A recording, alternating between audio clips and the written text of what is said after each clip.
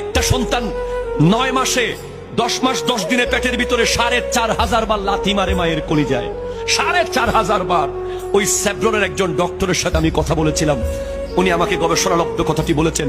4,500 বার লাথি মারে, আর ওই লাথি বন্ধ হয়ে গেলে মা পাগল হয়ে যায়। মা চায় যে লাথি মারুক আমার ছেলে। লাথি যদি বন্ধ হয়ে যায় পেটের ভিতরে, মা পাগল হয়ে যায়, আমার ছেলে নড়ছে না কেন। ইভেন এমন সময় আপনি লাঠিটা মারেন, ওনার খাবারের লোকমাটা ওনার গলা দিয়ে যাবে মাত্র এখানে আটকে গেছে।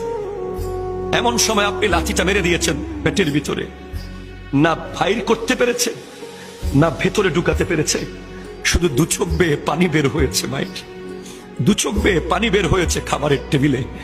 মা 10 মাস 10 দিন না কাত হয়ে ঘুমাতে পেরেছে, না চিত হয়ে ঘুমাতে পেরেছে, না ধপ করে বসা থেকে উঠতে পেরেছে, শুধু আপনার আমার জন্য। আর যেদিন দুনিয়াতে আমরা আসি সেদিন তো মা 200-250% বেশি। একজন মানুষের ব্যথা অনুভবের যে ক্ষমতা, তার চেয়ে 250 গুণ বেশি ব্যথা মা অনুভব করতে বাধ্য।